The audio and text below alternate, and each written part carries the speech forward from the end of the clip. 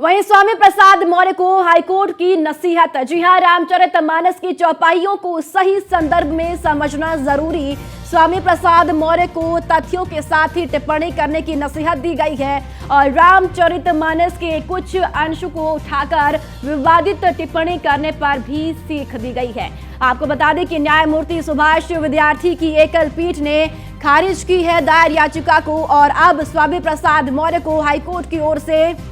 नसीहत दी गई है। आपको बताते चले कि हाईकोर्ट की नसीहत की रामचरितमानस की चौपाइयों को सही संदर्भ में समझना जरूरी और वहीं आपको बता दें कि स्वामी प्रसाद मौर्य के तथ्यों के साथ ही टिप्पणी करने की नसीहत भी दी गई है हाईकोर्ट के द्वारा। रामचरितमानस के कुछ अंशों को उठाकर विवादित टिप्पणी करने पर हाईकोर्ट के द्वारा सीख दी गई है और न्यायमूर्ति सुभाष विद्यार्थी की एकल पीठ ने दायर याचिका को खारिज कर दिया है।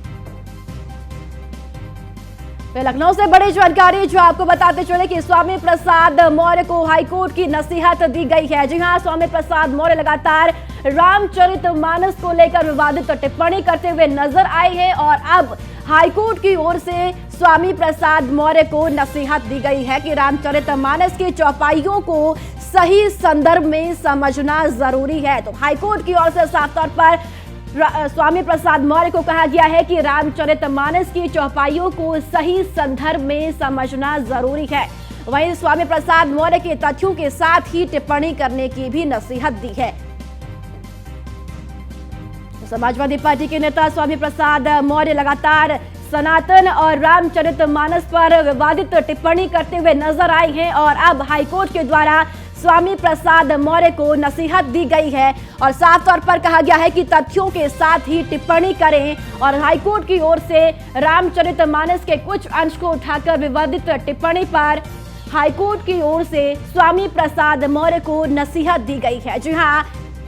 न्यायमूर्ति सुभाष विद्यार्थी की एकल पीठ ने दायर याचिका को खारिज कर दिया है और साथ ही स्वामी प्रसाद मौर्य को नसीहत भी हाईकोर्ट ने दे दी है। और इसी खबर पर ज्यादा जानकारी के साथ एसके वाजपेयी हमारे संवाददाता ज्यादा जानकारी के साथ मौजूद है। एसके, स्वामी प्रसाद मौर्य लगातार रामचरितमानस को लेकर विवादित टिप्पणी करते हुए नजर आएंगे और अब हाईकोर्ट के द्वारा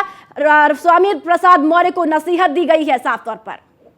बिल्कुल निश्चित तौर पर, क्योंकि ये वही मामला है जिसमें स्वामी प्रसाद मौर्य की तरफ से रामचरितमानस की कुछ चौपाइयों को लेकर टिप्पणी की गई थी और हालांकि इस टिप्पणी के बाद में स्वामी प्रसाद मौर्य के कुछ समर्थकों ने रामायण की प्रतियां भी जलाई थी। हालांकि पूरे मामले में मुकदमा दर्ज हुआ था और मुकदमा दर्ज होने के बाद अब जब पूरे मामले की जांच लगातार पुलिस कर रही है तो इस मामले में स्वामी प्रसाद मौर्य की तरफ से एक याचिका हाईकोर्ट में दाखिल की गई थी जिसमें इस पूरे मामले को खत्म करने के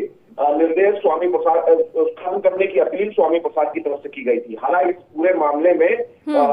हाईकोर्ट ने सख्त टिप्पणी की है जिसमें हाईकोर्ट ने ये कहा है कि स्वामी प्रसाद मौर्य को तथ्यों के साथ ही टिप्पणी करनी चाहिए और किसी भी ऐसे मामले पर खास तौर पर रामायण जैसे ग्रंथ को लेकर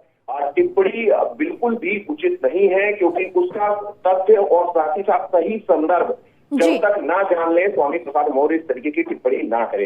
बिल्कुल, इसके देखिए जिस तरीके से हाईकोर्ट ने स्वामी प्रसाद मौर्य को नसीहत तो दी है, तो अब क्या लगता है कि स्वामी प्रसाद मौर्य विवादित टिप्पणी करने से बाज आएंगे? जिस तरीके से उन्होंने रामचरितमानस या फिर रामायण की बात की जाए या फिर बद्रीनाथ धाम की बात की जाए, इन सभी चीजों को लेकर उन्होंने विवादित टिप्पणी की थी, तो अब लगता है कि हाईकोर्ट ने जिस तरीके से नसीहत दी है कि अब इस तरीके की टिप्पणी ना करे, तो अब क्या स्वामी प्रसाद मौर्य को सीख मिलेगी इस नसीहत के बाद? क्योंकि पूरे मामले की जांच पुलिस पहले से कर रही है और स्वामी प्रसाद मौर्य ने राहत पाने के लिए ये याचिका हाईकोर्ट में दाखिल की थी। चूंकि एकल पीठ ने ये याचिका नसीहत देते हुए खारिज कर दी है। देखना ये है कि स्वामी प्रसाद मौर्य जहां लगातार, चाहे वो सनातन हो, हिंदू धर्म हो, उसके अलावा मंदिर मठ हो, उनको लेकर लगातार टिप्पणी करते रहे हैं। अब पुलिस पूरे मामले की जांच के बाद क्या कुछ कार्रवाई करती है ये आने वाले देखने में समय में पता चलेगा, लेकिन ये चीज निश्चित है कि हाईकोर्ट ने इस पूरे मामले पर नसीहत देते हुए स्वामी प्रसाद मौर्य की याचिका को खारिज कर दिया। जी चलिए, ठीक है, इसके बहुत बहुत शुक्रिया जानकारी साझा करने के लिए।